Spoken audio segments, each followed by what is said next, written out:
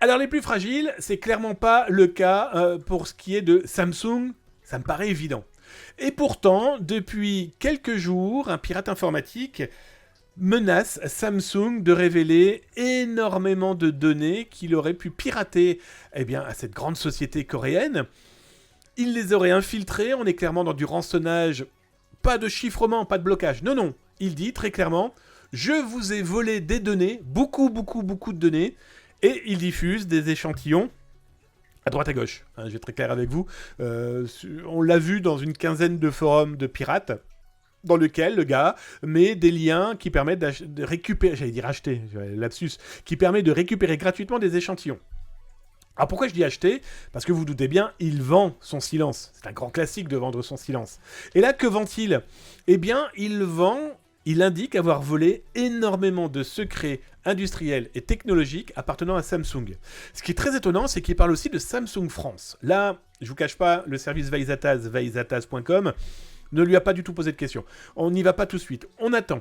Voilà, on est très étonné parce que pourquoi il parle de la Corée du Sud, donc là où est la maison mère de Samsung, et il cite très clairement Samsung France.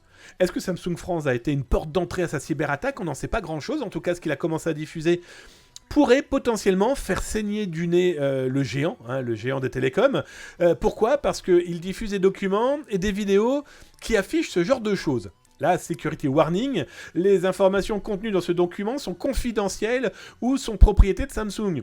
Donc on aura compris qu'il est hors de question que je vous montre le contenu de ce que ce pirate a diffusé, parce que le contenu c'est simple. Hein. Alors, regardez ce qu'il est écrit dans ce contenu qu'il diffuse. Hop, bien sûr le logo Zataz il embête un petit peu le monde. Strictement confidentiel. Plus bas, vous avez Only for internal use. C'est limite si on n'est pas dans James Bond, seulement pour vos yeux. Bon là c'est simplement... Et là, sujet confidentiel. Bref, c'est complètement fou. Donc Samsung n'a pas du tout communiqué sur le sujet. Sont-ils au courant ? Je pense, vu que ce pirate informatique fait suffisamment de bruit dans le dark web et indique les avoir contactés pour... Bref, c'est une fuite de données dont on n'a pas encore véritablement entendu parler. Moi, ce qui m'inquiète, c'est a-t-il d'autres informations ? Sachant que ça, je ne vous le montrerai pas. Mais dans les documents que j'ai pu récupérer, il y a des logins, il y a des mails et des mots de passe. Il montre aussi qu'il a pu accéder à certaines interfaces métiers internes. Bon, écoutez, à suivre.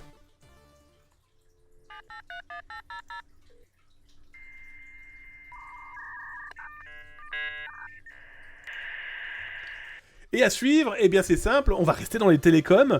On a vu un fabricant de matériel high-tech, parce que Samsung, c'est pas que les téléphones portables, c'est les voitures, c'est les objets connectés, c'est des frigos, c'est des fours, c'est des machines à laver.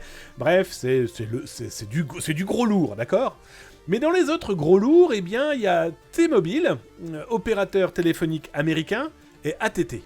Alors, on a beaucoup entendu parler de T-Mobile, parce qu'ils ont révélé et affirmé effectivement qu'ils avaient un petit problème de piratage informatique, et oui, tu m'étonnes, et pour cause.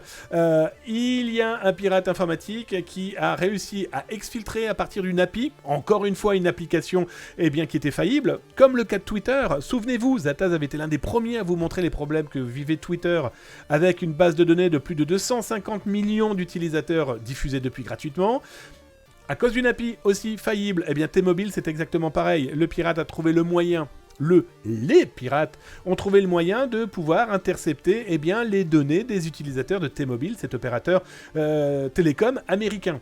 37 millions quand même de clients, c'est quand même pas négligeable. Alors je vous ai mis le lien là de l'article sur Twitch et sur YouTube. Tu le retrouves là en bas dans le descriptif et n'hésite pas à cliquer sur le petit pouce et la petite cloche. Ça te permet de t'abonner. En plus, tu reçois 2 à 3 vidéos dédiées cybersécurité par jour, donc serre-toi, c'est fait pour toi.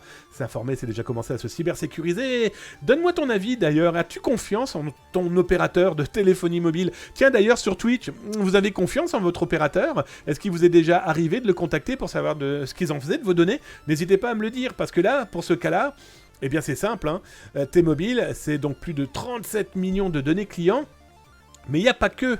Et non les amis, on a découvert aussi qu'un groupe de pirates informatiques plus orienté ransomware, s'était attaqué aussi à ITT. Et là aussi, rebelote, 37 millions de clients sont prêts à être mis en vente. C'est complètement fou. Complètement fou parce que là par contre on n'a pas du tout entendu parler. Mais alors, pas du tout parler.